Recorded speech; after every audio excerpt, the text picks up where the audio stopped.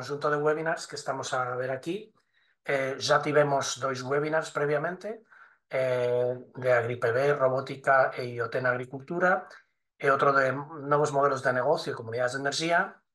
Hoxe estamos cá, un webinar que vai ser sobre mercado voluntario de carbono e decarbonización na agricultura, e aínda teremos máis 2 webinars, que será un deles de eficiencia energética e economía circular na agricultura, e outro que apresentará os proxectos FruitPV e Tools for Agri-Energy, bastante ligados dentro deste proceso de transición energética.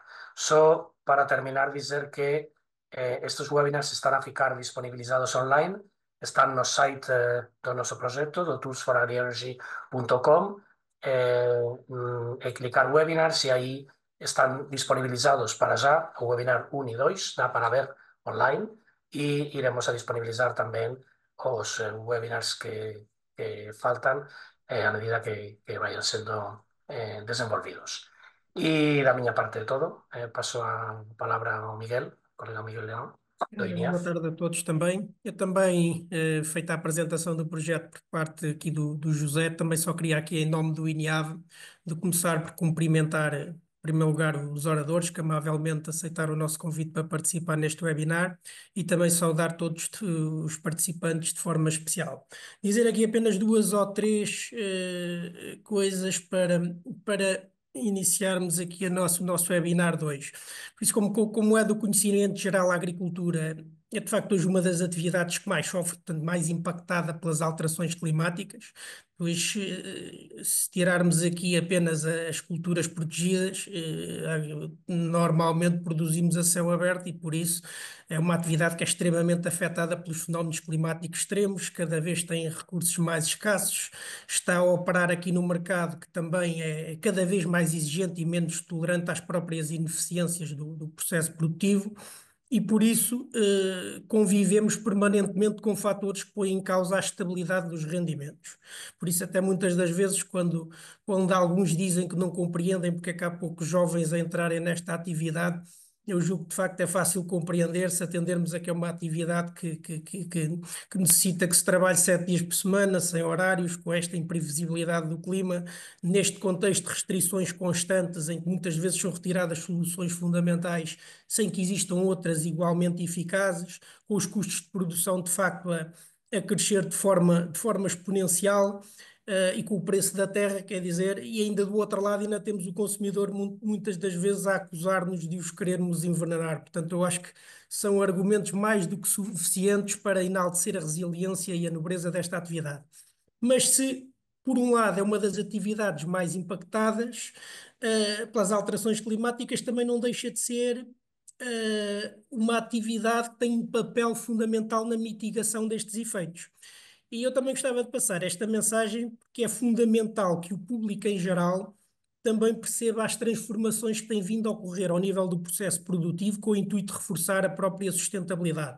E dando apenas aqui alguns exemplos, até mais sobre as culturas perenes que conheço melhor, eu julgo que é notório esta alteração, começando logo pelo próprio modelo de produção, hoje com mais árvores, com árvores mais pequenas, porque também o setor sentiu e percebeu que com árvores mais pequenas conseguimos ter mais folhas com maior exposição à luz e por isso com maior capacidade de fixar mais carbono.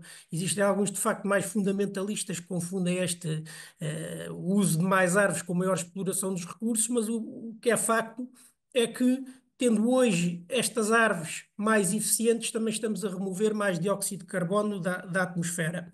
Por outro lado, também há alguns exemplos que são um paradigma, e hoje o que todos conhecem ao nível das culturas perenes, que deixámos de mobilizar o solo na entrelinha. Aliás, hoje já estamos a promover a sementeira da entrelinha com espécies selecionadas, já com o intuito de acelerar também os aumentos de matéria orgânica, de promover a biodiversidade, de fixar os polinizadores, de melhorar a vida microbiana do solo, entre outros. Por isso eu até diria que aquela expressão que nós usamos muitas vezes, que dizem que nós não herdamos a terra dos nossos pais, pedimos-la emprestada aos nossos filhos, eu acho que hoje é muito atual. Por outro lado, mesmo ao nível dos tratamentos fitossanitários, eles hoje são realizados com base em níveis de conhecimento muito elevados, em modelos de previsão, e por isso estão reduzidos também já hoje a um mínimo indispensável.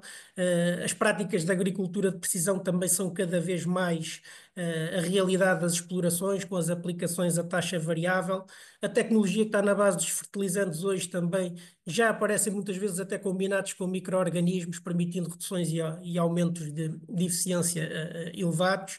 A sensorização, de apoio também à monitorização, que já faz parte do dia a dia das explorações agrícolas, as infraestruturas ecológicas, as bandas ecológicas, os pontos de retenção de águas superficiais. Eu acho que há aqui uma marca muito evidente deste caminho que tem vindo a ser feito pelo setor agrícola e hoje até puxando aqui um bocadinho mais esta temática, até a própria eletrificação dos equipamentos agrícolas, as explorações e a agroindústria cada vez mais envolvidas com as energias renováveis, algumas já são autossuficientes, portanto, são exemplos deste percurso que está a ser feito para este reforço da sustentabilidade.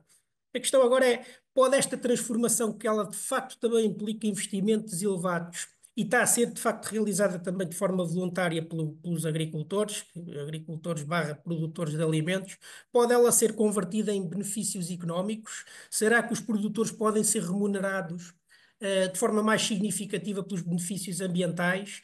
Podem ser reconhecidos como protagonistas nesta luta contra as alterações climáticas?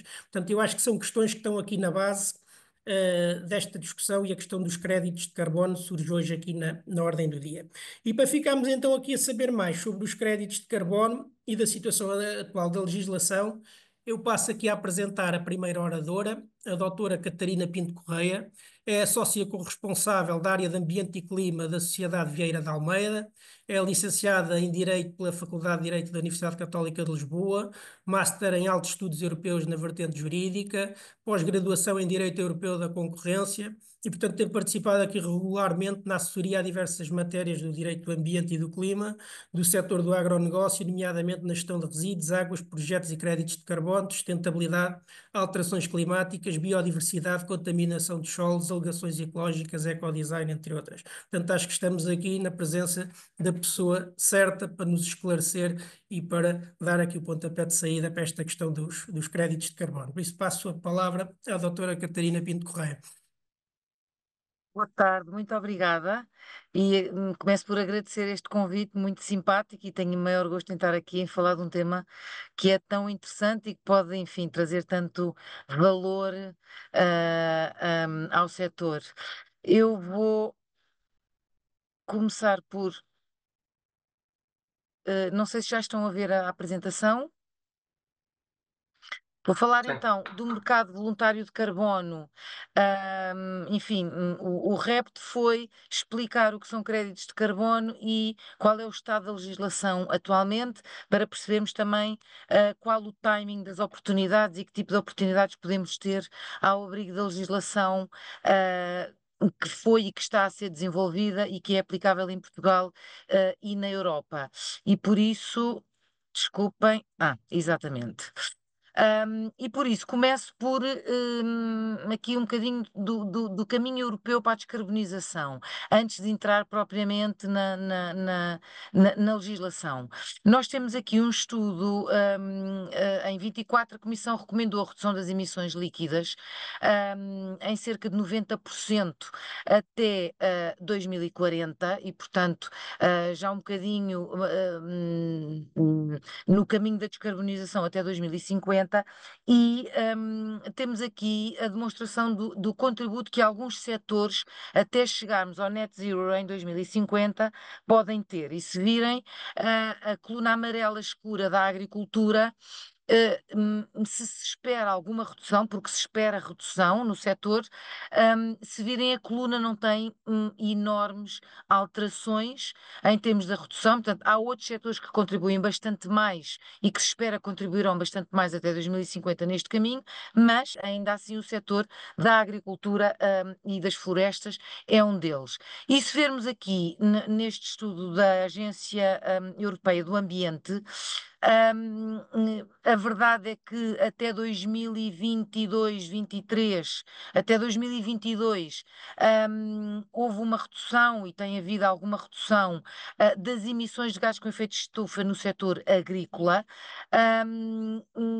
Mas, se virem aqui no lado direito, na linha da Europa a 27, se nós mantivermos as práticas que mantemos até agora, apesar desta tendência decrescente das emissões, o que se prevê para 2050 é que as emissões irão aumentar. E, portanto, com práticas adicionais, então espera-se, é a bolinha amarela, um decréscimo. E, portanto, precisamos de fazer neste setor mais alguma coisa. E aqui entramos, enfim, no caminho que a nível legislativo tem sido percorrido. Começámos com o Acordo de Paris, em que de facto o objetivo que se fixou foi manter o aumento da temperatura média anual, média mundial abaixo dos 2 graus, mas com um enorme esforço para limitar no grau e meio. Com o Green Deal, então, foi a primeira vez que se falou e se fixou a meta de termos um impacto neutro no clima até 2050. Fixou-se o famoso Fit for 55 com a Lei Europeia do Clima em 2021, em que então se fixou as emissões manterem menos de 55% em relação aos níveis de 1990 e alcançar a neutralidade carbónica até 2050. A lei de bases portuguesa foi um bocadinho mais exigente e fixou este objetivo para 2045, tendo por ano de referência 2005. E fixou também aqui uma meta para o consumidor líquido de CO2 equivalente do setor do uso do solo e das florestas, em média de pelo menos 13 megatoneladas entre 2040 e 2050. E, portanto, aqui com objetivos bastante exigentes. Onde é que nós estamos a nível legislativo para cumprir estes objetivos? Vimos que estes objetivos podem ser mais facilmente cumpridos se, para além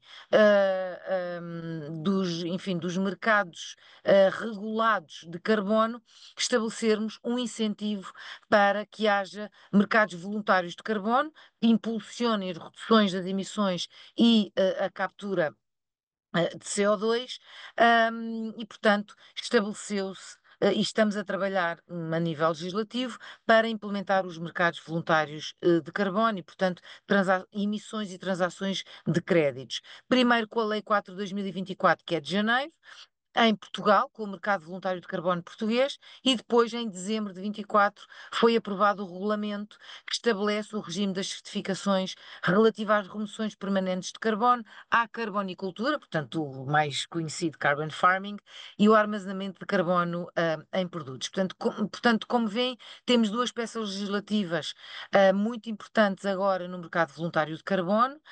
A regulamentação nacional já entrou em vigor, o que não significa que tenhamos o mercado em operação, não temos. Vamos ver o que é que ainda falta para lá chegarmos.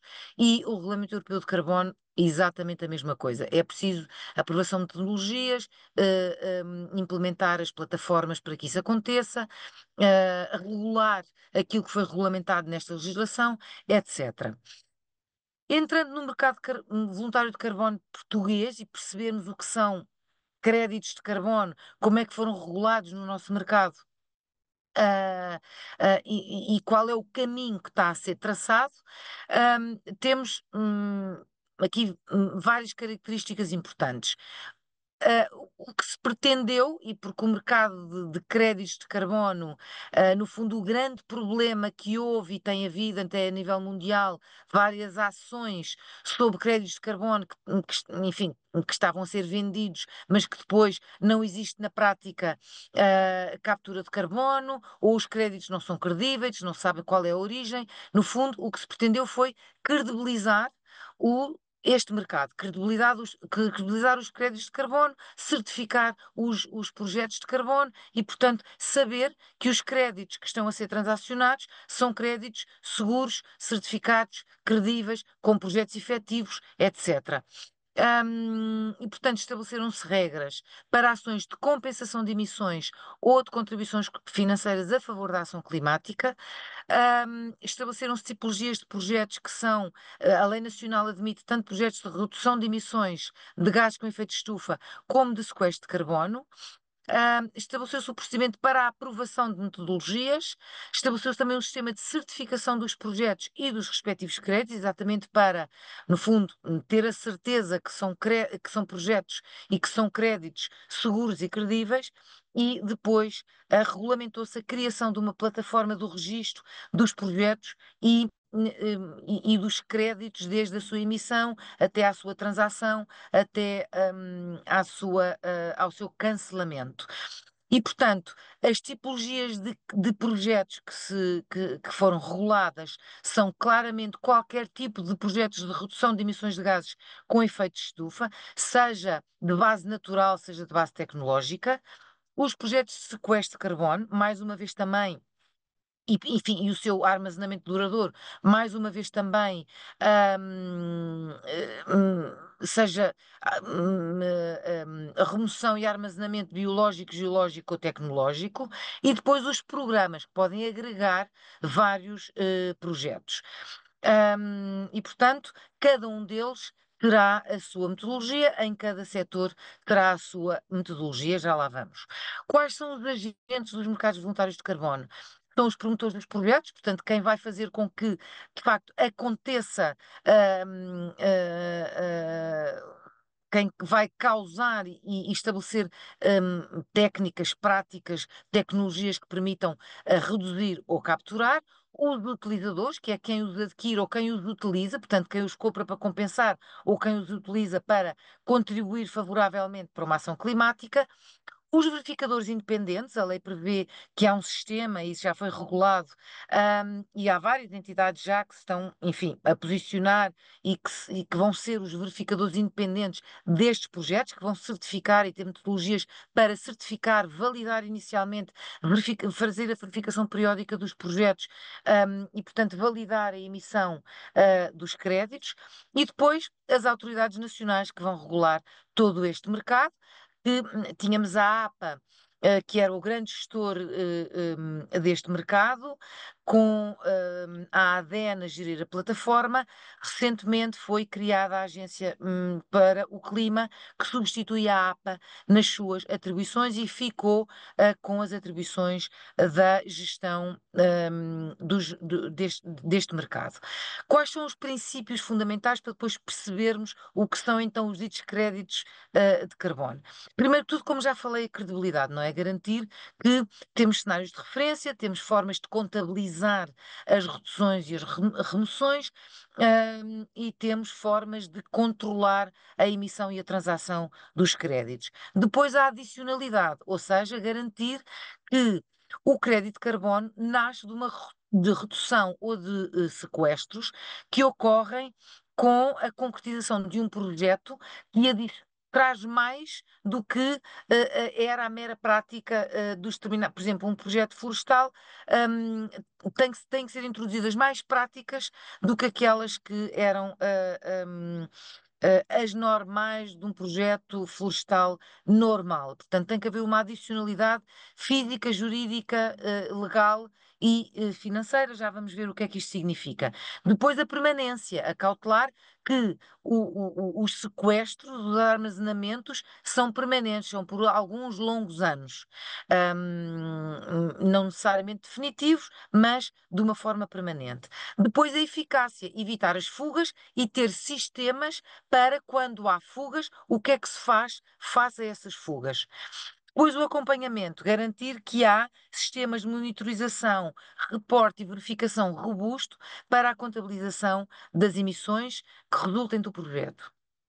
A transparência, claro, o acesso público a todas estas, enfim, aos projetos, aos créditos, e, portanto, haver forma de ter sempre disponível de forma pública os créditos que estão a ser emitidos, transacionados e cancelados, e depois, claro, a sustentabilidade e, portanto, prever aqui os co-benefícios ambientais, sociais, económicos, etc. Focando-me aqui na adicionalidade, que é aquilo que eu acho que merece mais explicação, as reduções de emissões de gases com efeito de estufa ou de sequestro de carbono associados a um projeto de emissão de créditos de carbono devem exceder aquilo que é o cenário de referência, ou seja, se eu tenho um projeto florestal, eu vou fixar, medir o cenário de referência, vou implementar algumas práticas adicionais para que possa, em cima disso, então sequestrar, fazer mais do que por referência ao cenário de referência e depois medir mais tarde para perceber o que é que eu fiz a mais que possa permitir emitir os meus créditos. Depois, essas práticas não podem decorrer apenas de atividade exigidas por requisitos legais. Portanto, tem que haver uma adicionalidade legal. Não posso fazer só o que a lei me obriga, tenho que fazer mais do que isso. Por exemplo, nos biocombustíveis, imaginem reduções de gases com efeito de estufa pela incorporação de biocombustíveis nos combustíveis, eu tenho que incorporar mais do que aquilo que a lei me obriga. E depois uma adicionalidade financeira, ou seja, o meu projeto deve ser atrativo por via e é resultado do projeto de emissão de créditos de carbono.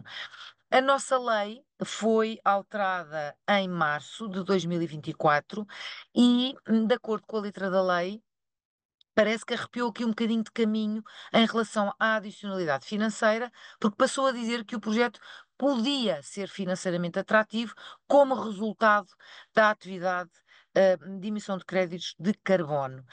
A APA, enfim, tem mantido uma posição de que a adicionalidade financeira é necessária. A lei parece que não a exige forçosamente. Vamos ver como é que as metodologias que ainda estão a ser preparadas, pelo menos a da floresta, e aquelas que vão ser aprovadas, o que é que vão refletir aqui em relação à adicionalidade financeira. Quanto à classificação dos créditos, entramos aqui, o que é que são os créditos de carbono? A nossa lei portuguesa prevê os créditos de carbono normais, ou seja, é uma unidade emitida por cada tonelada de CO2 reduzida ou sequestrada por efeito dessa atividade desenvolvida pelo projeto de carbono. O crédito de carbono mais é aquele que incorpora significativos co-benefícios adicionais ao nível da biodiversidade e do capital natural. Portanto, nós temos aqui, enfim, um benefício adicional a nível da biodiversidade. E, portanto, isto não são créditos de biodiversidade, esses ainda não estão regulados. Também já há algumas entidades que querem perceber e entrar aqui no mercado de créditos de biodiversidade. Ainda não estamos a falar disso, são créditos de carbono com uma componente também positiva a nível da biodiversidade. E depois temos os créditos verificados e os créditos futuros. Os créditos verificados são, de facto, aqueles que são emitidos efetivamente após uma efetiva redução ou sequestro verificado pelo verificador independente, e os futuros são aqueles que são feitos com base numa estimativa. O que a lei prevê é que não podem ser emitidos mais do que 20% de créditos futuros face aos créditos totais do projeto.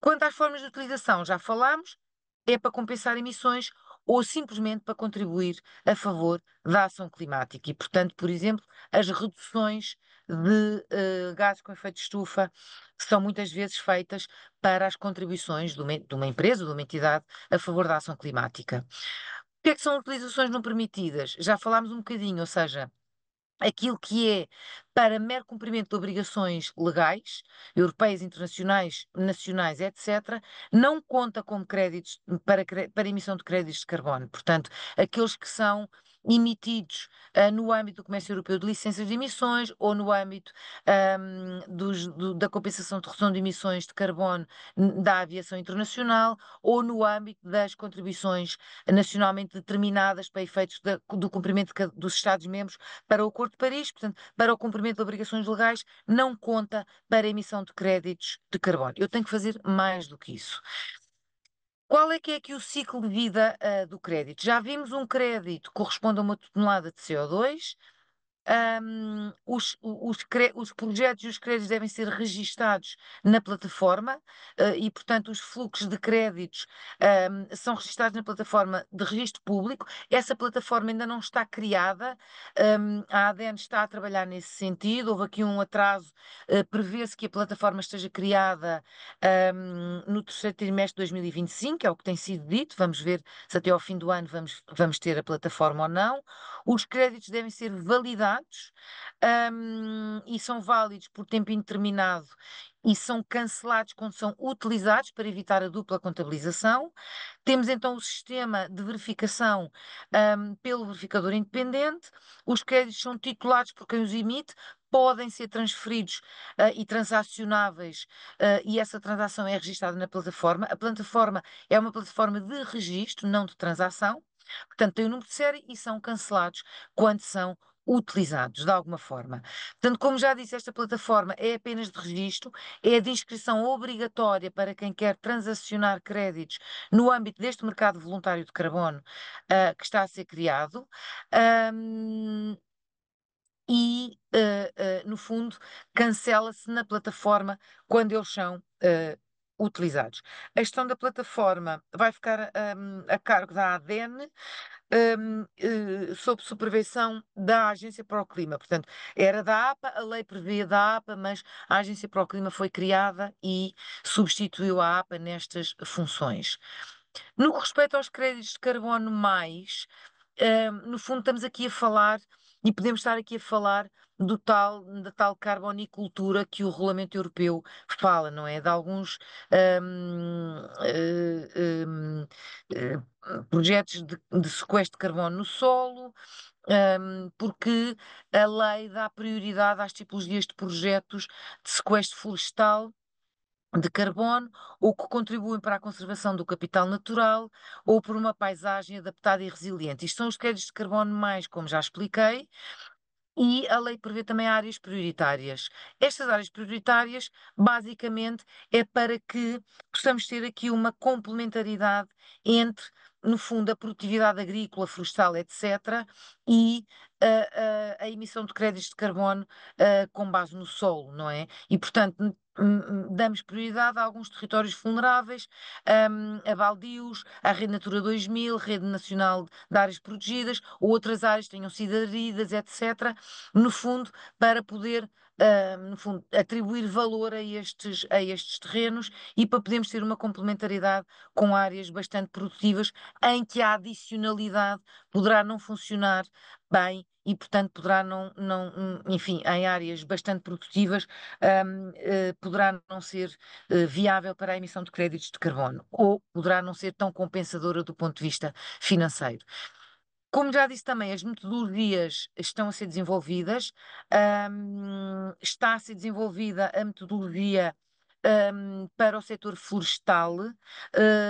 A APA e a ADN têm dito que ela vai ser lançada à consulta pública ainda durante o mês de março. Portanto, há aqui todo um procedimento para que as metodologias sejam aprovadas.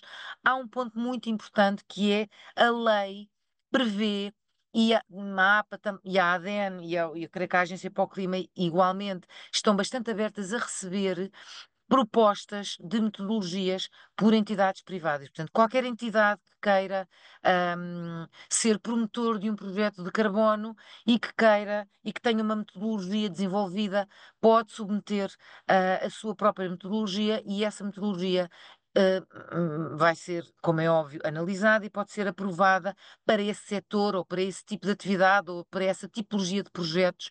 E, portanto, isto é uma oportunidade bastante importante para os promotores de projetos ou as entidades que tenham desenvolvido metodologias, seja de base natural como de base tecnológica, que possam ser utilizadas para este efeito.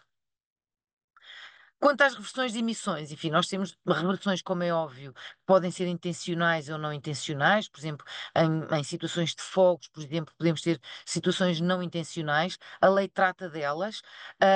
A lei diz que em reversões intencionais, como é óbvio, tem que se cancelar os créditos emitidos em dobro, e, portanto, é uma forma de penalizar as reversões das emissões de gases com efeito de estufa. Para as reduções não intencionais, então só se cancela os créditos emitidos no montante equivalente àqueles que foram emitidos e pode-se recorrer a uma bolsa de garantia ou a um seguro para compensar, e na proporção desses créditos, e nessas toneladas de carbono que tenham sido emitidas. Portanto, a opção pela bolsa de garantia ou pelo seguro próprio é opcional, pode-se optar por uma, por outra ou pelas duas. E, portanto, o que se deve fazer para a bolsa de garantia é colocar 20% dos créditos de carbono emitidos, associados a essa bolsa de garantia, para, no fundo, ter aqui uma forma de compensar as reversões, das emissões. Portanto, o que é que nós já temos, no mercado voluntário de carbono português? Ainda não está operacional. Nós já temos, já foi criada a Comissão Técnica de Acompanhamento, que é quem vai desenvolver quem está a desenvolver as metodologias e quem vai analisar os projetos, enfim, desenvolver os projetos e também analisar as metodologias propostas. Também já foram aprovados os montantes das taxas a cobrar pelas entidades supervisoras e gestora da plataforma de registro, enfim, pelo registro de projetos, pela transação de projetos, etc. Também já foram definidos os critérios de qualificação para o exercício da atividade de verificador independente. E foram estabelecidos também, isto tudo em portarias e em despacho de 2024, os requisitos da plataforma eletrónica de registro, no mercado, do mercado voluntário de carbono. Foram também designados os representantes das entidades que compõem a Comissão Técnica de Acompanhamento no fim, do ano passado. Portanto, são representantes da DAPA, da ADN, da DGRM, etc. Foi criada, como disse, a Agência para o Clima, que substituiu a APA e, portanto, que é quem vai ficar com a gestão e com o controle do mercado voluntário de carbono, e com a gestão do Fundo Ambiental, do Fundo Azul e de outros fundos, e programas nacionais na área do ambiente, e da energia. E, portanto, o que se pretende é ter aqui uma entidade específica para os temas do clima e para os mercados, e para o mercado de carbono.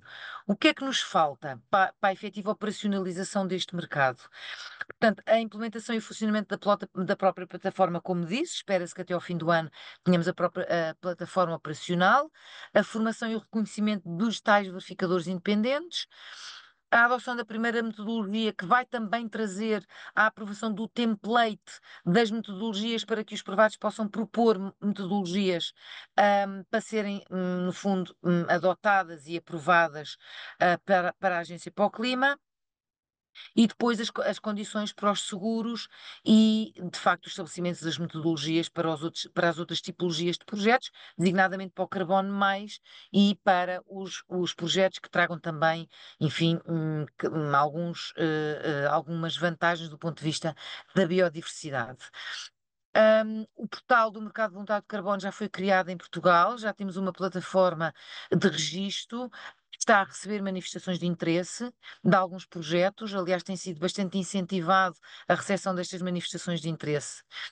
Quanto ao regime europeu, enfim, também foi aprovado, o regulamento que fala da certificação de remoções de carbono, da carbonicultura e do armazenamento de carbono em produtos de longa duração, e, portanto, temos aqui as remoções permanentes de carbono, temos a carbonicultura, portanto, falando do sequestro e do armazenamento de carbono em ecossistemas agrícolas, florestais ou costeiros, ou a redução de emissões dos solos e o armazenamento de carbono em produtos, tipicamente aqueles produtos que são sequestradores de carbono, de longa duração.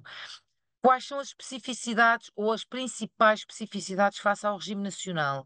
É que nós aqui estamos essencialmente a falar de remoções de carbono e, portanto, reduções, hum, não abrange de forma genérica as reduções, fala assim das reduções de carbono, no solo, mas é essencialmente remoções de carbono, e a adicionalidade, como falei, a adicionalidade física, legal e a financeira no regime europeu é absolutamente um requisito. Ao contrário, como disse, do regime nacional, que parece que, vamos ver como é que vão ser aprovadas as metodologias, mas parece que andou aqui um bocadinho para trás na exigência da adicionalidade financeira.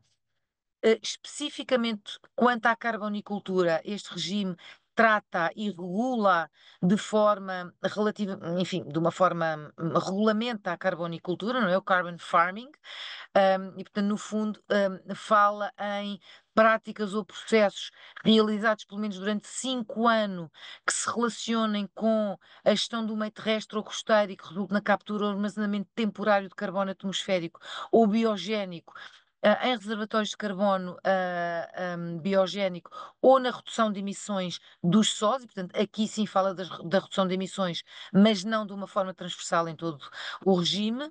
O operador pode incluir de facto o agricultor, o proprietário ou gestor florestal ou uma entidade pública competente, e inclui também no grupo de operadores as cooperativas, OPs, etc.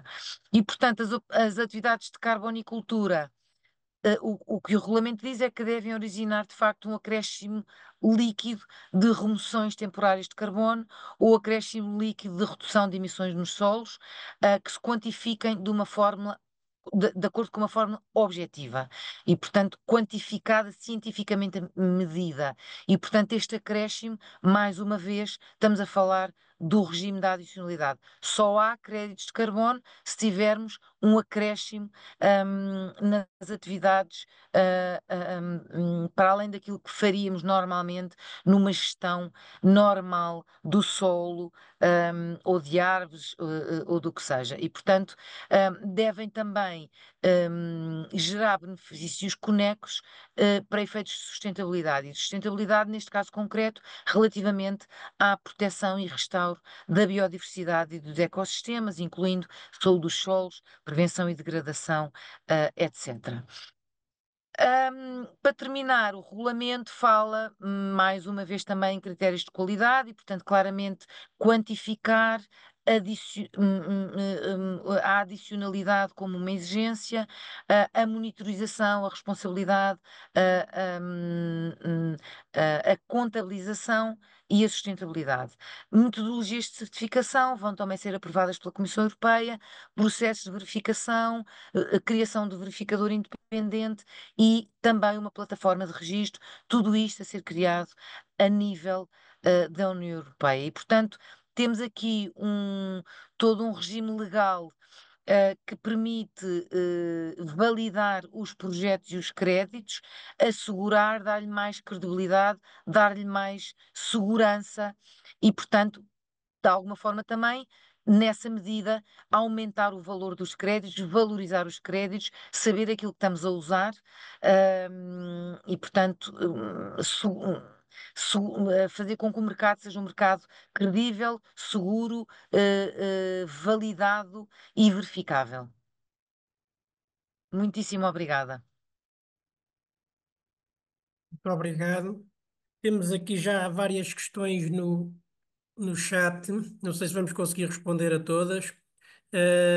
Primeira que está, face à instabilidade geopolítica atual e a estratégia para a agricultura apresentada pela União Europeia, existe a possibilidade deste mercado ser prorrogado?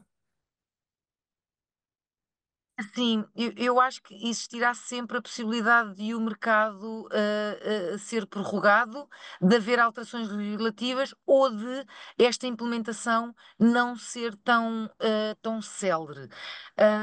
Das informações que nós temos, a nível nacional, houve algum atraso, mas está-se a trabalhar bastante afincadamente, por assim dizer, neste processo, designadamente para a aprovação da metodologia da floresta.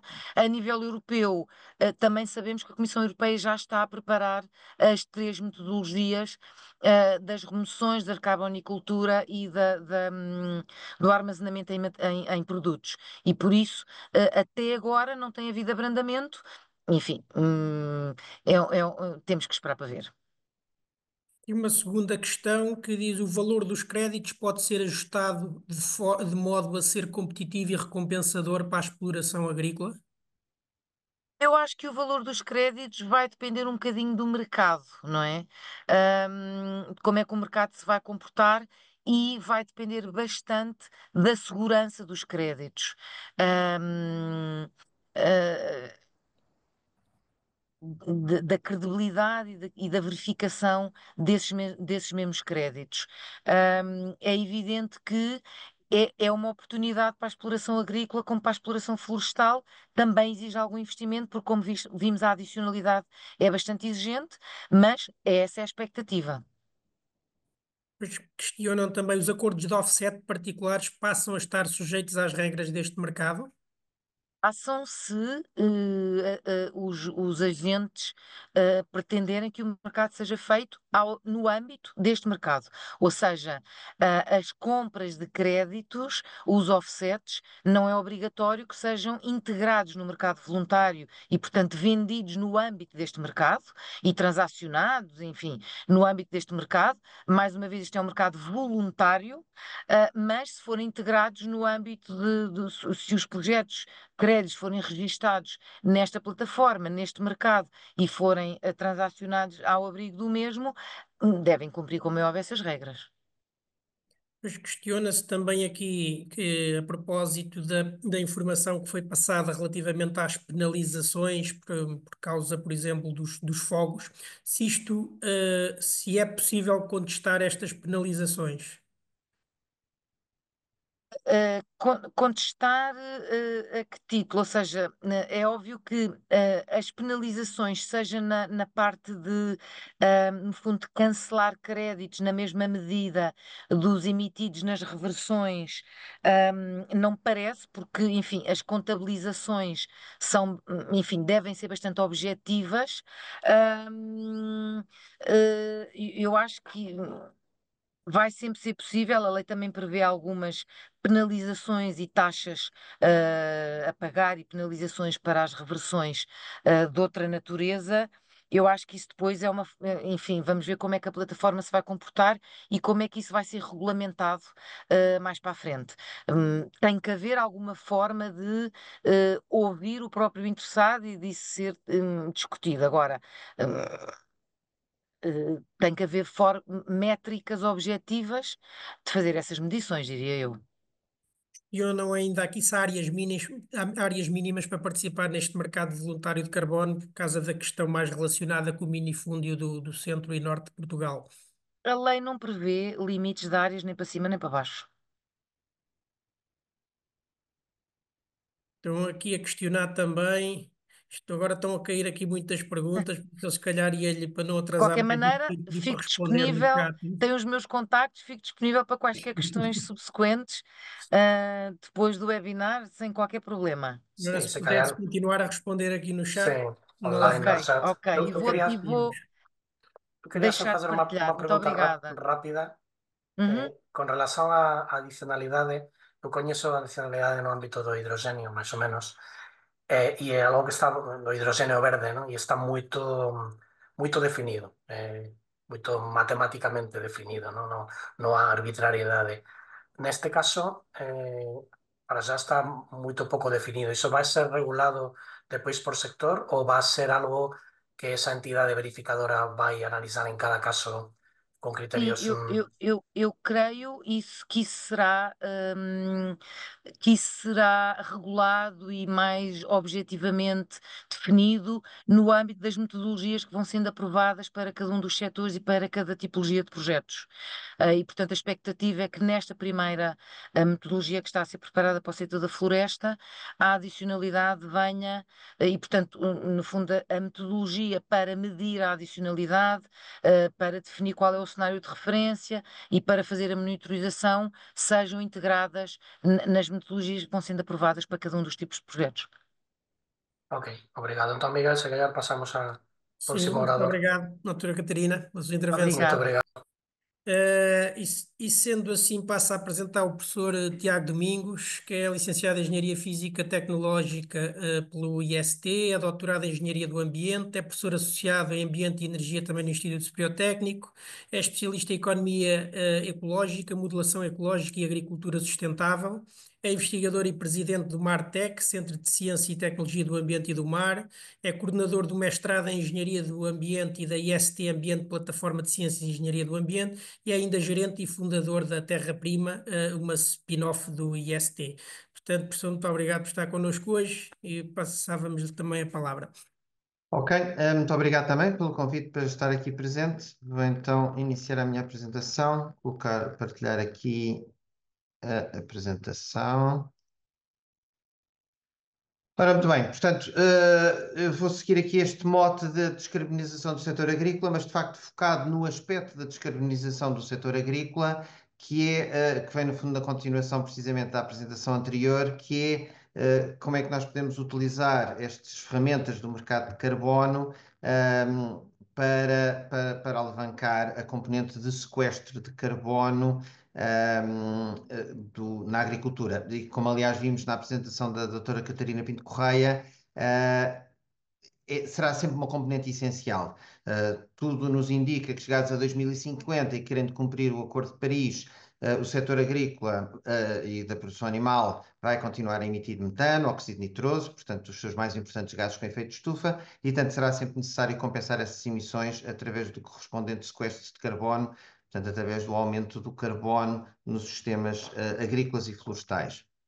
Ora bem, e portanto, então passando aqui a exemplos práticos de como é que podemos fazer estes trabalhos de sequestro de carbono e como é que depois os podemos operacionalizar no mercado de carbono.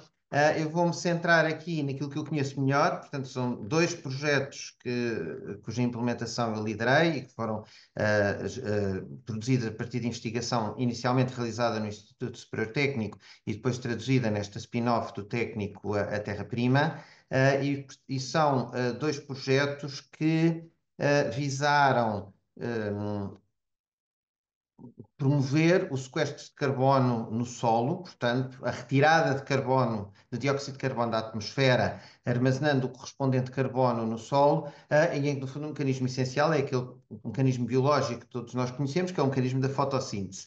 Portanto, em pastagens, ambos os projetos decorreram em pastagens, a fotossíntese das plantas retira o dióxido de carbono da atmosfera, libertando oxigênio e incorporando o carbono na biomassa das plantas, quer na parte aérea, quer na parte subterrânea.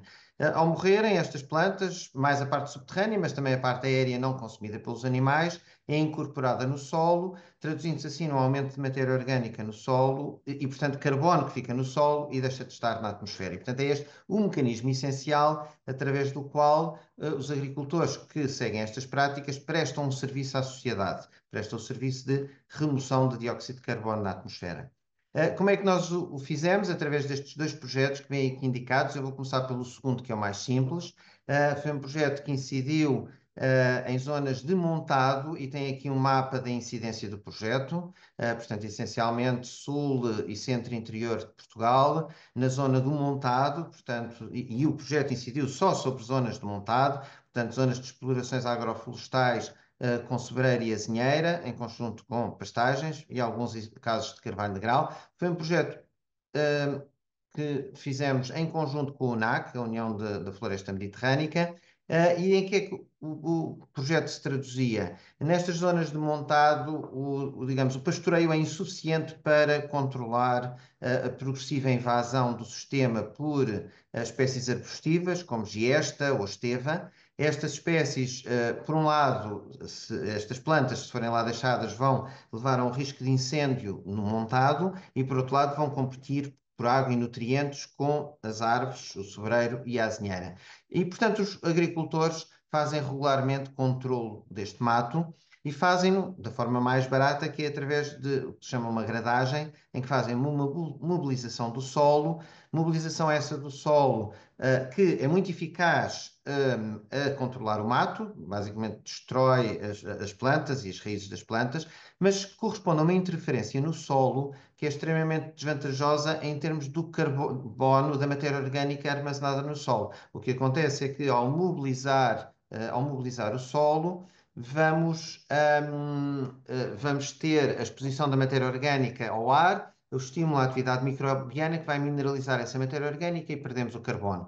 Portanto, em que é que consistiu este projeto do controle de mato sem gradagem? Deixamos de fazer o controle arbustivo com a gradagem, passamos a fazer com esta alfaia que vem aqui na parte de trás deste trator, que é um destroçador de mato, que destroça a parte aérea das plantas, mas não interfere com o solo. Portanto, permite fazer o controle de mato portanto, com os benefícios correspondentes a esse controle, mas sem interferir no solo, sem promover a mineralização da matéria orgânica. Ao fazermos isso, o que nós vamos fazer é, face ao cenário alternativo, ao cenário de referência, como foi referido na apresentação anterior, nós temos uma situação de adicionalidade em que vamos ter mais carbono na presença desta intervenção do que teríamos fazendo a gradagem. E, portanto, temos adicionalidade física.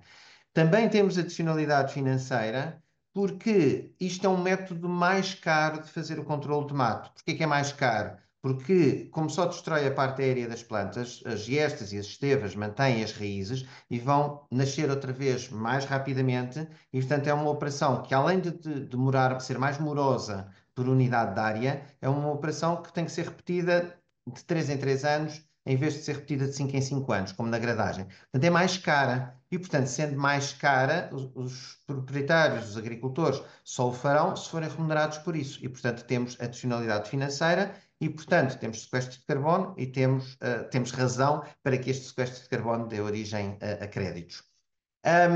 No caso do projeto das pastagens semeadas biodiversas, é uma intervenção mais complexa, porque corresponde a semear áreas de pastagem, quer em montado, quer fora de montado, em que temos pastagens mais produtivas, devido à sua biodiversidade e riqueza em leguminosas, portanto, mais produtivas, mais fotossíntese, mais captura de dióxido de carbono da atmosfera, mais produção de biomassa, o que é bom também, lateral, muito importante, mas lateral hoje, em termos de mais alimentação para os animais, mas também vamos ter um maior aporte de carbono para o solo, vamos ter aumento de matéria orgânica e, mais uma vez, temos o sequestro.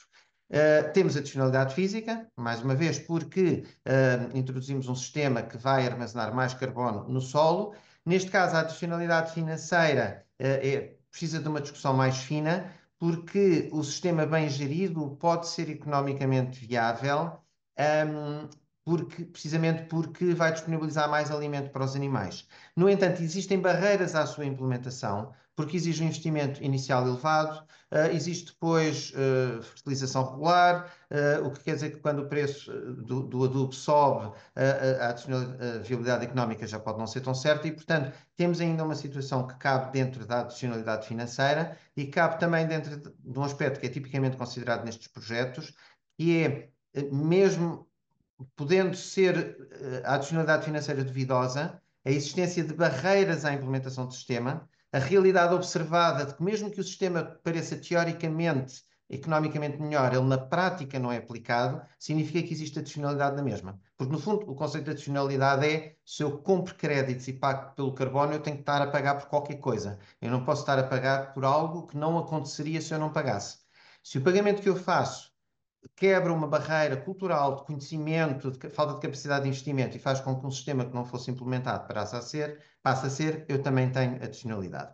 Ora, muito bem, portanto, vocês veem aqui estas duas datas, 2009 e 2011. Isto são projetos que aconteceram em grande escala no passado, na altura não no âmbito do mercado voluntário de carbono, mas financiados pelo Fundo Português de Carbono, um instrumento do Estado português essencialmente financiado pela venda das licenças de emissão. Portanto, podemos dizer que temos aqui um ciclo virtuoso em termos de circulação de dinheiro, que é as empresas poluentes que emitem grandes quantidades de dióxido de carbono, como as empresas do setor elétrico, do setor cimenteiro, do papel, pagam licenças para poder emitir dióxido de carbono e depois esse dinheiro foi utilizado para pagar a estes agricultores para remover esse dióxido de carbono da atmosfera.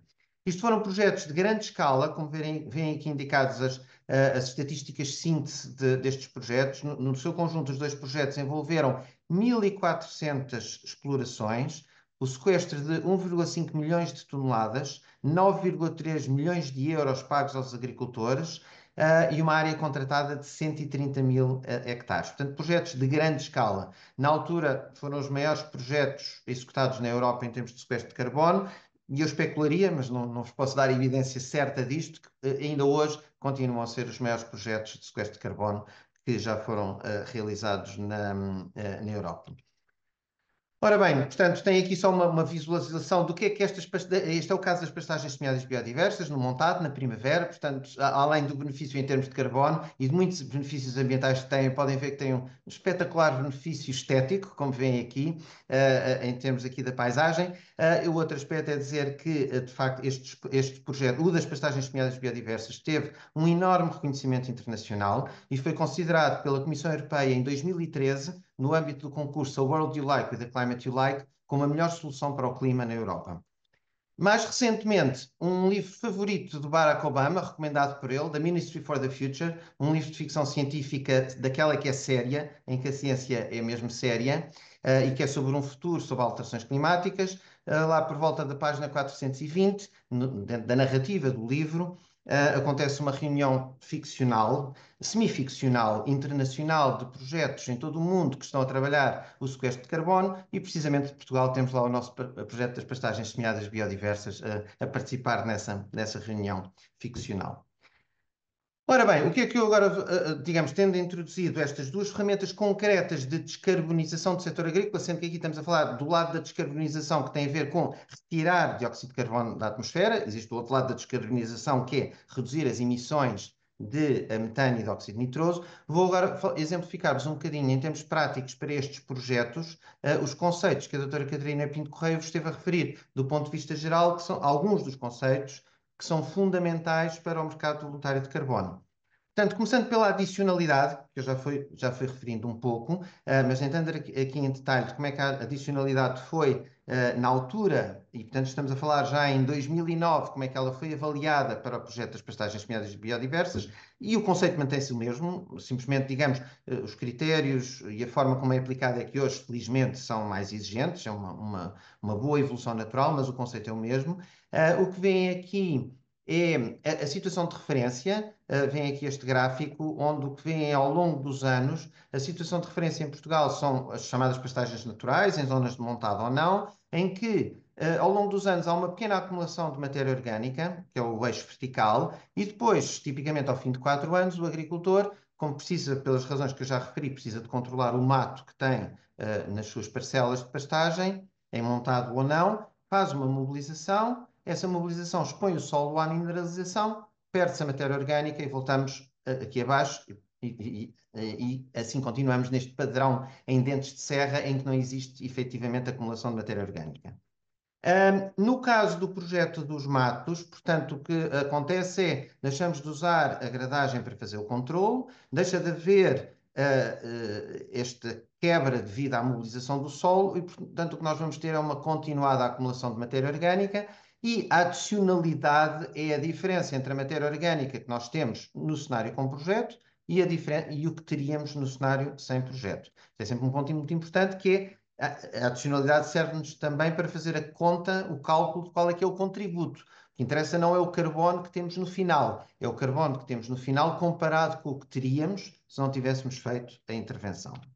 Temos o caso a seguir, então, das pastagens semeadas biodiversas, que é um sistema mais eficaz, porque ele não só tem as virtudes do sistema ele não só tem as virtudes de não mobilizar o solo, porque ao ter pastagens mais produtivas temos uma carga animal maior e conseguimos controlar os matos, as estevas, as giestas, sem necessidade de mobilização. Portanto, tem os mesmos benefícios que o sistema sem mobilização, mas além disso estamos a introduzir plantas mais produtivas e, portanto, vamos ter mais sequestros de carbono e vamos, portanto, atingir aqui um nível mais alto e, portanto, em termos de adicionalidade, temos uma diferença maior em relação ao cenário de referência. Portanto, em termos de adicionalidade física. Há outro aspecto, em termos de adicionalidade, que foi avaliado no âmbito destes projetos, é que não nos chega a mostrar que vamos ter mais carbono no solo com o projeto do que teríamos sem ele. Nós também temos que mostrar que, se não existisse o pagamento pelo carbono no solo, isto no fundo está próximo da questão da adicionalidade financeira, mas que é, nós temos que mostrar que os agricultores, e focando-nos agora na questão das pastagens semeadas biodiversas, nós temos que mostrar que os agricultores, na ausência do pagamento, não semeariam estas pastagens. Porque se eles já as semeavam sem o pagamento, então não há adicionalidade nenhuma, não é preciso pagar-lhes para fazerem as pastagens. O que é que se passa? E é neste caso das pastagens semeadas biodiversas. a questão tem alguma subtileza, porque, como eu já referi, as pastagens semeadas biodiversas têm outros benefícios para além do sequestro de carbono. E, portanto, há algum incentivo próprio dos agricultores para as semearem. E então, como é que se pega nesta questão? Como é que se lida com a adicionalidade nesta situação? O que nós fizemos foi, fomos analisar, e corresponde aqui a esta linha que vê, esta linha mais comprida, que vem no verde, a verde mais claro. Aliás, desculpem, não. Começámos por analisar a linha que vem a verde escuro até 2008, portanto, isto é o último ano antes dos projetos. E o que é esta linha? Esta linha é a linha da venda de sementes, medida em hectares semeados, vendidas pela Fertiprado, que foi a empresa que desenvolveu o sistema das pastagens semeadas biodiversas. E o que nós vemos nesta linha, portanto, em termos empíricos, vemos, isto é a área vendida pela Fertiprado em cada ano. Nós vemos, primeiro estava a subir e depois começou a diminuir, que é um processo perfeitamente conhecido em difusão da tecnologia e da inovação, que é, primeiro não existia, as pessoas começam a aprender, a saber que é bom, cada vez compram mais, mas depois acaba por se esgotar o âmbito dos agricultores que queriam fazer aquelas sementeiras e, portanto, começa a diminuir a adesão e a compra. Fazendo aqui um ajuste de uma curva empírica, uma chamada curva logística, que é o modelo habitualmente utilizado para estes processos, nós podemos fazer aqui uma previsão para o futuro, que é a tecnologia, portanto, foi adotada, no seu máximo de adoção estava a ser semeados 12 mil hectares por ano, e depois progressivamente vai-se esgotando as áreas novas para fazer a sementeira, até que se atingirá zero. O que é que acontece? Aparece-nos aqui, este gráfico é feito, na verdade, só para os primeiros 2 anos dos projetos Terra Prima Fundo Português de Carbono. O que é que acontece? Durante esses 2 anos é feita uma sementeira mais alta, paga pelo projeto. E o que é que então, agora, como é que nós aqui calculamos a adicionalidade? Nós, olhando aqui para o gráfico que vemos, na presença do projeto, semeiam-se 22 mil hectares em cada ano. Na ausência do projeto, nós estimamos que no primeiro ano seriam semeados 4.600 e no segundo ano 3.000. O que é que acontece? O Fundo Português de Carbono não pagou à terra-prima só a área que corresponde à diferença entre os 22 mil que foram semeados, de facto, e os 4.600, perto de 5.000, que teriam sido semeados na ausência do pagamento. Portanto, só pagou a área adicional. Claro que a questão é que nós não conseguimos saber, em 2009, não é possível ir aos agricultores e perguntar-lhes: olha, você na ausência do pagamento teria semeado a pastagem?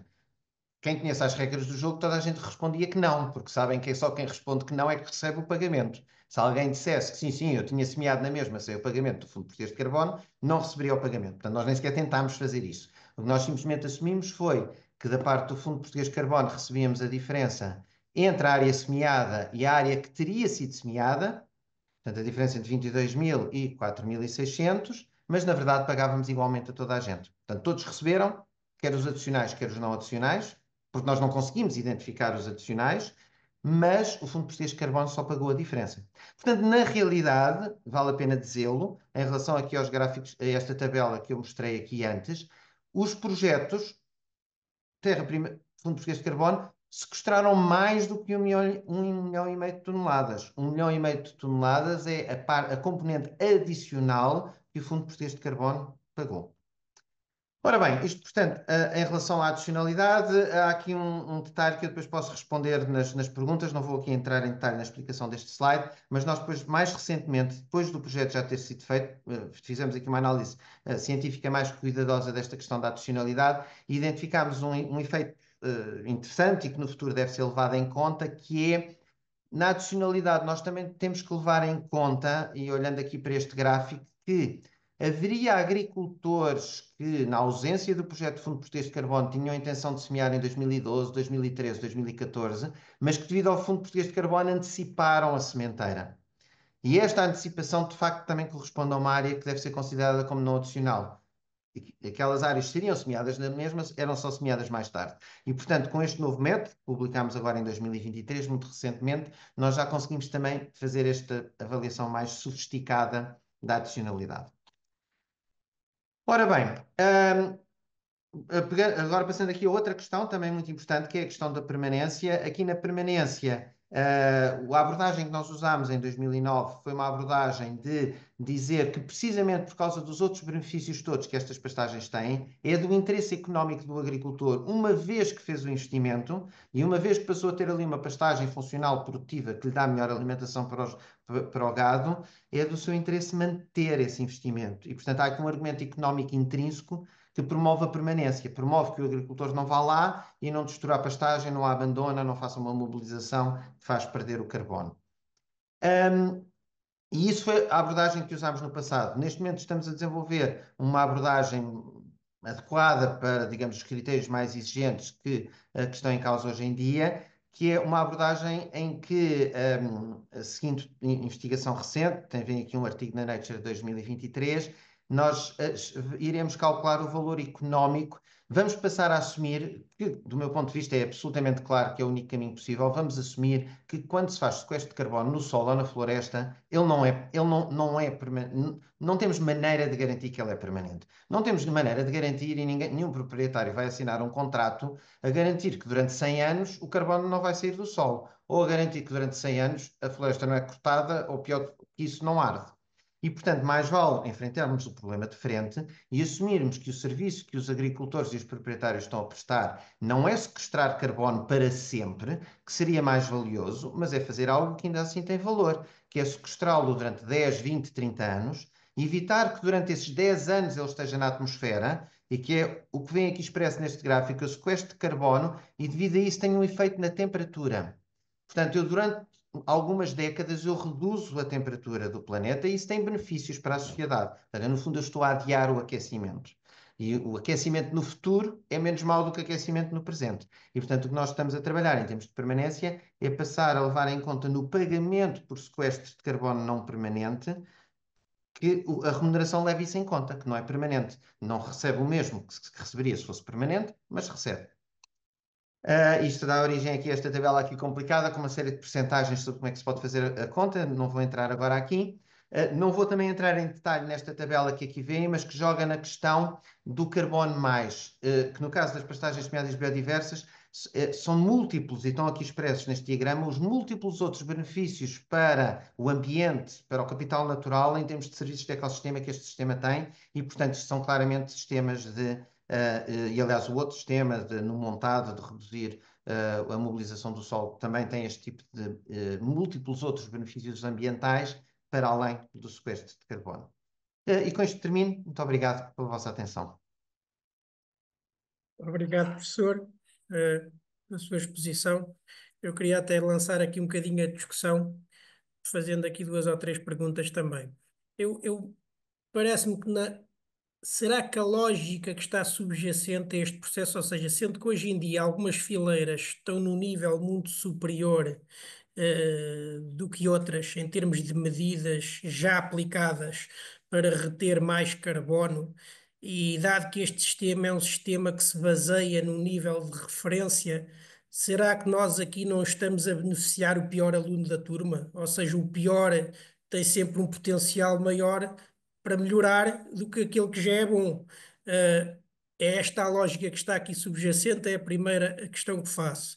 A segunda, quanto é que vale um crédito de carbono? E a terceira, nós estamos aqui, que métodos é que são usados para avaliar com rigor estes ganhos? Isto estamos focados no solo, ou seja, estou a imaginar um pomar. Um pomar, a maior parte do carbono que é fixado está na fruta que nós comemos, ou seja, quanto mais eficiente o pomar, esta lógica que muitos, às vezes, mais ambientalistas tentam, que é este modelo mais eficiente, mais moderno, com mais árvores, que é mau, não é mau, ele fixa muito mais dióxido de carbono. Uh, Pode-nos dar aqui algumas luzes para percebermos melhor este enquadramento? Ok, portanto, resumindo, o mau aluno, o preço e os pomares. Ora bem, começando pela questão do mau aluno. Sim, a primeira resposta é essa, mas eu só não lhe chamava, era a questão do mau aluno. E porquê? Porque, no fundo, a resposta aí tem uma resposta e uma ressalva. Começo pela resposta. A resposta é quem fez práticas melhores, como agente económico que é, se o fez na ausência de remuneração pelo carbono, genericamente foi porque teve outras boas razões para o fazer. Porque, por exemplo, fez um enrelvamento da entrelinha, que se calhar até teve, por exemplo, o apoio de uma medida agroambiental, e nesse caso já foi pago pela medida agroambiental, ou porque reconheceu que, por exemplo, ter um enrelvamento da entrelinha, em vez de ter que controlar a vegetação espontânea com mobilizações, sai mais barato, aumenta a fertilidade do solo, o que é benéfico para as plantas, permite manter as condições de circulação durante todo o ano para poder realizar as operações agrícolas. E repare, eu estou a referir tudo razões que eu já falei com agricultores que o fizeram, não é? E, portanto, é a questão da adicionalidade, as pessoas fizeram por boas razões que tiveram que não tinham a ver com carbono. E, portanto, isso já chegou para fazerem. Como efeito extra, prestaram um serviço à sociedade e sequestraram o carbono, é verdade. Isto é o que se chama uma externalidade positiva. Produziram um benefício para a sociedade e foram remunerados por isso. Mas há uma subtileza no uso da expressão externalidade positiva, tal como ela vem da teoria económica. É que considera-se que temos a externalidade positiva é um problema quando, por ela não ser remunerada, ela deixa de ser prestada. Eu vou dar um exemplo. E até eu costumo dar aqui um exemplo mesmo diretamente com uma empresa que eu já referi aqui hoje, que é a Fertiprado. No projeto Terra-Prima Fundo Português de Carbono, uma das componentes importantes que eu ainda não referi, não tinha diretamente a ver com o carbono, mas é muito importante, é que nós tínhamos uma assistência técnica de muito boa qualidade, digo eu, mas que os agricultores também reconheceram, e que tinha uma grande virtude, é que nós apoiávamos os agricultores a aplicarem o sistema corretamente, intensamente. E estamos a falar, nós tipicamente fazíamos 8 visitas em 3 anos. E isso era em média. Isso era muito apreciado pelos agricultores e tinha a vantagem de nós conseguimos conjugar a assistência técnica com o controle. Portanto, não éramos só o polícia mau que ia lá controlar quando as coisas estavam mal, íamos lá ajudar a fazer bem, o que fazia com que, na verdade, 90% das áreas depois passaram o controle independente que foi considerado. Agora, porque é que isto em si mesmo é uma informação importante, mas porque é que eu estou a referir agora? Os técnicos que trabalharam com a terra-prima a fazer esta assistência técnica e controlo foram técnicos que originalmente trabalharam na Fertiprado.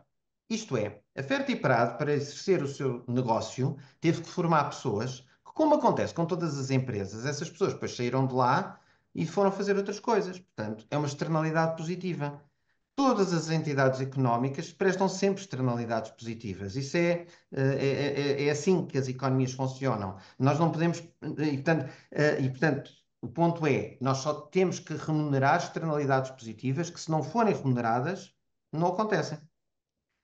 Agora, qual é que é a ressalva? Agora, isto é a resposta base. Agora, qual é que é a ressalva? A ressalva é os mercados, as regras dos mercados voluntários de carbono permitem alguma retroatividade, porque a questão é, houve pessoas que fizeram medidas adequadas para o carbono por outras razões, como eu já referi, mas é legítimo pensar, e existem, que houve pessoas que fizeram medidas boas para o carbono porque são aquelas que nós queremos promover. São pessoas com visão de futuro que já estavam a apostar que o mercado viria a existir. E nós essas queremos recompensar, porque elas arriscaram, elas investiram, elas estavam a arriscar no mercado de carbono, não fizeram as medidas por outras razões. E precisamente por isso é que a legislação do mercado voluntário de carbono, tal como de muitos outros sistemas que existem a nível internacional, permite algum nível de retroatividade. Isso ainda está em aberto, mas existe a possibilidade das metodologias que vão ser aprovadas dizerem podem entrar nestes créditos projetos que já começaram há 10 anos,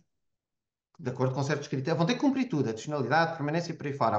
Tem também a retroatividade e, portanto, lá está. Aí sim temos a recompensa do bom aluno. Mas é o bom aluno que o é porque se consegue mostrar, e isto tem a ver com adicionalidade, consegue-se mostrar que ele investiu em carbono porque o dinheiro com que ele contava, a remuneração com que ele contava era do carbono, não será o bom aluno que em termos de carbono foi bom aluno por acaso. Ele era um bom aluno em termos de boa gestão do pomar, de boa gestão da exploração.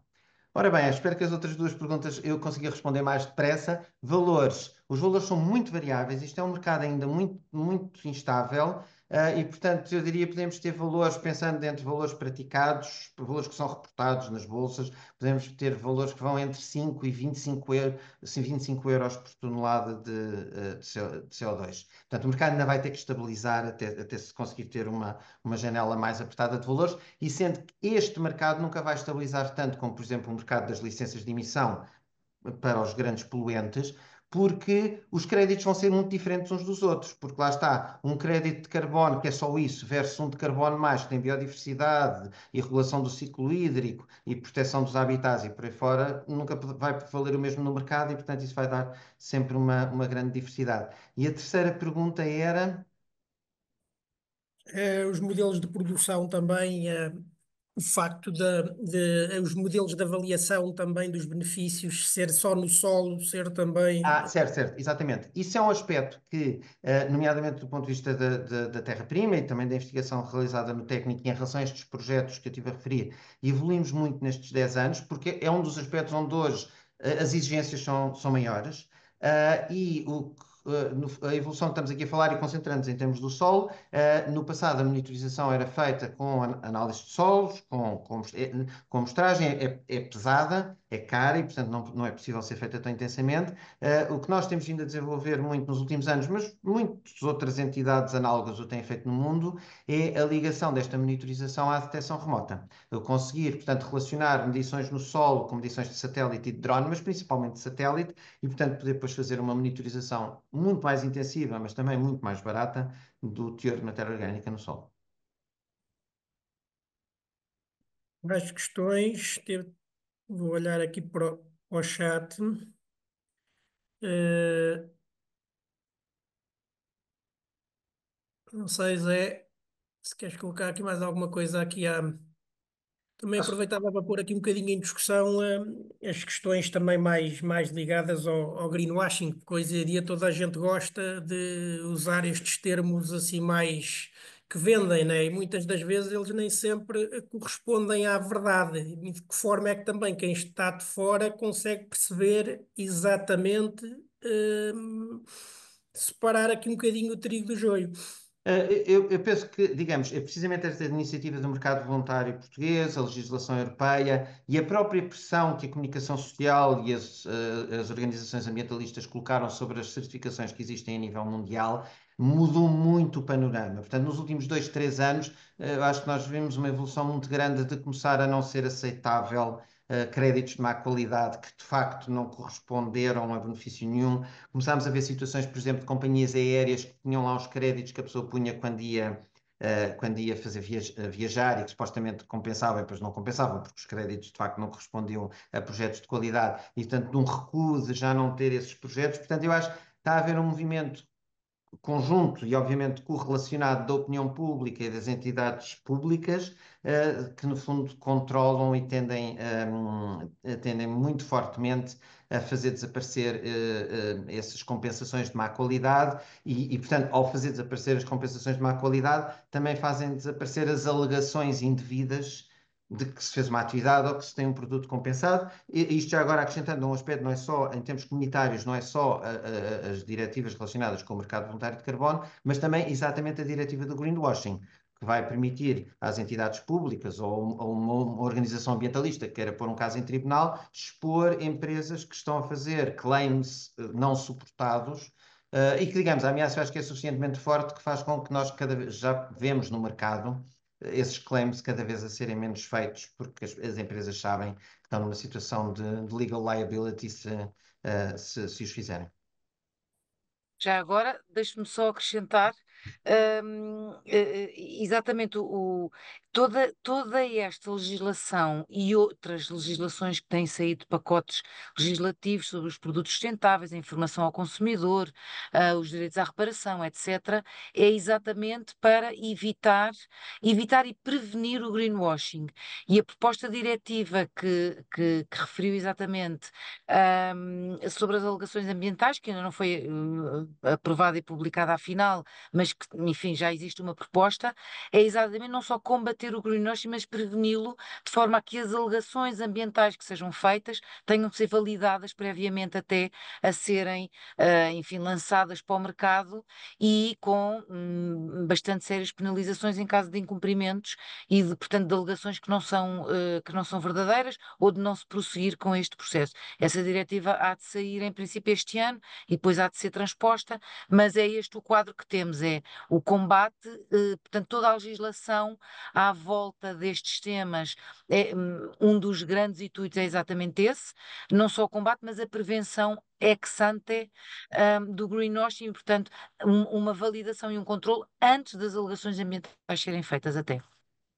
Temos aqui mais duas questões aqui no chat. Até que ponto a futura diretiva de monitorização da saúde do solo contribui para a consolidação da metodologia de contabilização?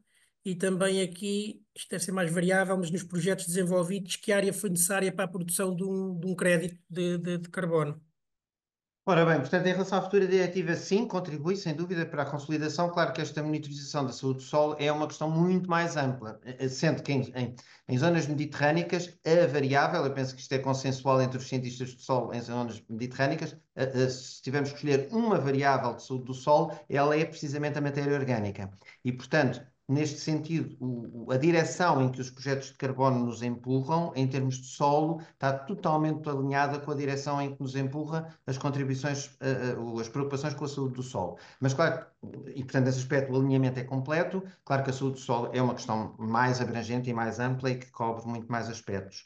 Em relação à área necessária, portanto, isto nós tipicamente, os projetos com que nós trabalhamos são projetos que durante um período transitório, isto é um aspecto que eu não enfatizei, que é, embora se pensarem nos gráficos que eu mostrei, estava lá evidente, isto são sempre projetos que só acumulam carbono durante um período transitório. Ele depois estabiliza e deixa de haver sequestro adicional. O que passa é haver todos os benefícios de ter um solo com mais matéria orgânica. Lá está a questão da diretiva da saúde do solo. Passamos a ter um solo com mais saúde, mas que já não vai sequestrar mais.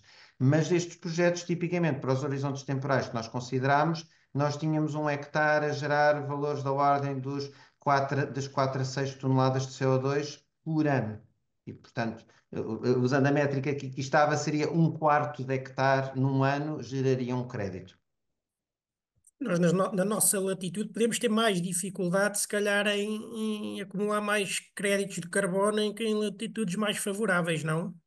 Não, isso por acaso é uma nota muito interessante, porque o que se passa, vejamos, porque a sua observação parte obviamente de uma coisa absolutamente verdade, que em latitudes superiores, climas mais temperados, os níveis de matéria orgânica no solo são mais altos, isso não há a mínima dúvida. O que acontece é que eles já lá estão no máximo, enquanto nós no Mediterrâneo com 2000 anos de história de degradação do solo, que no caso então português, acentuado pela campanha do trigo na primeira metade do século XX, o que interessa não é tanto que os nossos solos têm um potencial de matéria orgânica mais baixo que os do norte da Europa, que é verdade. O que acontece é que os nossos estão muito abaixo do potencial e, portanto, o potencial que existe de ir onde estão para o máximo é tudo sequestro possível. Enquanto no norte eles já estão praticamente no máximo e, portanto, não há grandes sequestros que possam fazer. De certa forma, aqui é um caso, não é bem, mas aquela questão do bom aluno e do mau aluno, aqui é, nós como temos os solos em más condições, temos muito mais oportunidade no Mediterrâneo de ser remunerados por fazer sequestros de carbono do que no Norte. Não é que no Norte seja por mérito deles, porque eles no Norte o que acontece é que, dadas as condições deles, seja qual for a mobilização que façam, eles não perdem matéria orgânica. Mas, portanto, não é que eles sejam bons alunos, mas nós aqui temos vantagens de ter sido maus alunos no passado. Zé, não sei se queres dizer No alguma sé, coisa. considerando ya que ultrapasamos bastante el tiempo y tuvimos bastante debate y bastantes preguntas, se calhar era bom pensar en terminar. Pronto, eu agradecia também, aqui em nome da equipa, também aqui aos nossos oradores, muito obrigado pela vossa colaboração e acho que hoje ficámos todos aqui muito mais conhecedores do que é este mercado do carbono e acho que ao valorizarmos o carbono capturado na agricultura e também estamos a contribuir aqui para um futuro mais verde e mais sustentável. Por isso, muito obrigado a todos. Muito interesante. Obrigado Muito também. obrigado. Obrigada. Tarde.